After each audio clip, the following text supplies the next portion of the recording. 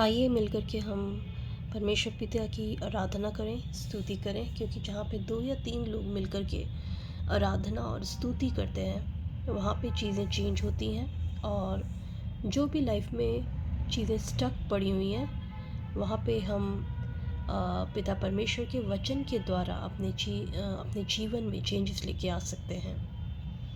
आइए मिलकर के हम प्रार्थना करें। धन्यवाद पिता परमेश्वर तेरा आज के इस सुंदर दिन को देने के लिए। पिता परमेश्वर इस वक्त इस वचन के द्वारा पिता परमेश्वर जो भी इस वचन को मेरे साथ शेयर कर रहा है, प्रभु पिता सुन रहा है, या जब भी ये मैसेज जिसके पास ही पहुंचता है, पिता परमेश्वर मैं प्रार्थना करती हूँ कि आप उस इंसान के आत्मिक आँखों और कानों को खोलें, जिससे कि पिता परमेश्वर हम तेरे वचन को पूर्ण रूप से अपने जीवन के हर एक एरिया में अप्लाई करने पाएँ, जिससे कि प्रभु पिता तेरा जो वचन है हमारे जीवन में 100 गुना फल लेके आने पाए। इस प्रार्थना को मैं अपने प्यारे प्रभु यीशु मसीह नासरी के नाम से मांगती हूँ। इसे सुन और स्वर्ग राज्य में ग्रहण कर। आमीन।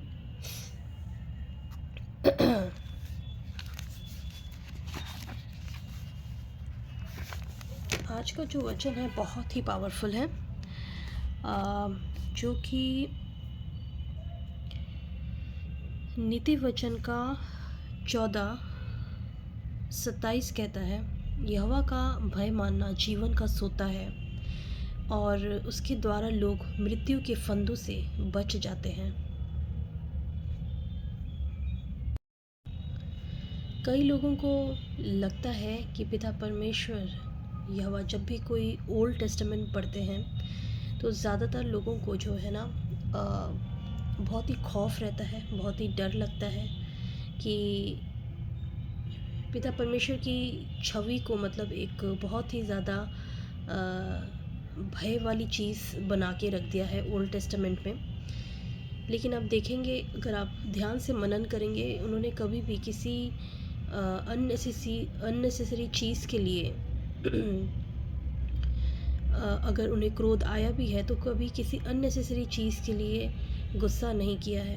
आप खुद इस चीज़ को सोच के देखिए, जब आपके बच्चे कुछ गलत कार्य करते हैं तो आप उनको किस तरीके से, किस प्रकार से समझाते हैं। फर्स्ट टाइम आपने प्यार से समझा दिया, सेकंड टाइम आपने प्यार से समझा दिया, तीसरी बार आपको थोड़ा सा आवाज़ ऊंचा करना पड़ता है। वो तो छोटे बच्चे हो गए। बड़े भी जब हो जाते हैं तो आप पहली बार, दूसरी बार प्यार से समझाते हैं, तीसरी बार थोड़ा सा आपको अपना जो टोन है, अपना जो वॉइस है, थोड़ा सा लाउड करना पड़ता है, जिससे कि नेक्स्ट टाइम से वो बच्चे वापस से दोबारा वो काम ना करें। सेम ऐसे ही जो है ना, पिता परमेश्वर यहोवा जो है पुराने टेस्टामेंट में उनका जो गुस्सा है वो यही शो करता है। लेकिन जब यकीन मानिए, उनका जो गुस्सा है वो बिल्कुल पिता का गुस्सा है, जो कि बिल्कुल जायज़ है, क्योंकि जहाँ प्यार होता है वहाँ पे गुस्सा भी होता है। आप पेरेंट्स का ही एग्ज़ाम्पल देख लीजिए, वो आपको जितना प्यार भी करते हैं, अगर कुछ आपने गलत किया तो उसको लेके आपको समझाते भी हैं और डांटते भी हैं।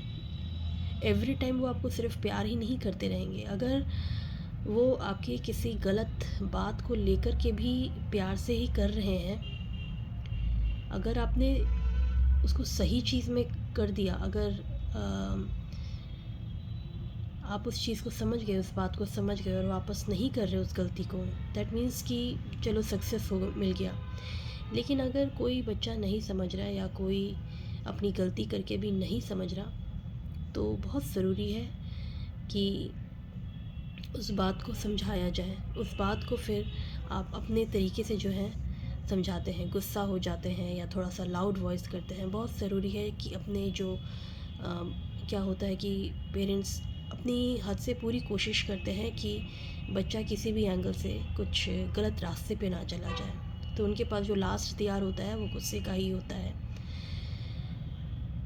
तो बेसिकली यही है कि अगर आप गुस्से में या ज़्यादा लाड प्यार करेंगे, वो भी एक जहर के समान है, क्योंकि फिर उन्हें जो है गलती का समझ नहीं आएगा। उनको फिर यही लगेगा कि भाई मैं तो जब गलती करता हूँ तो भी मेरे पिता प्यार करते हैं आप, लेकिन वो जो है ना प्यार का एक प्यार का और एक जिसे कहते हैं लाड का जो है ना एक पतला सा वो धार होता है।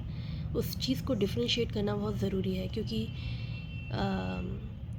अगर आपने उनकी गलती पे हर बार प्यार ही दिखाया तो कल को हो सकता है कि अगर वो इस बात को नहीं समझे तो फिर भी वो गलती कर रहे हैं तो वो सही नहीं है।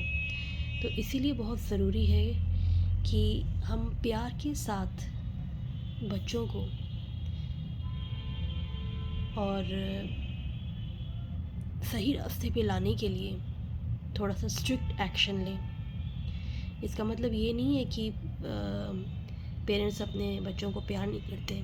सेम वे यही है कि यहोवा पिता भी हमसे वैसे ही प्यार करते हैं, क्योंकि आप सोच के देखिए कि अगर आपने वो एक्शन ना लिया होता, नहीं लेंगे, तो हो सकता है कि वो जो गलती है वो गलती की वजह से उस बच्चे ने जो है नियर फ्यूचर कुछ बड़ा एक्शन कर दिया, क्योंकि आपने पहले कभी टोका ही नहीं, पहले कभी आपने डांटा ही नहीं।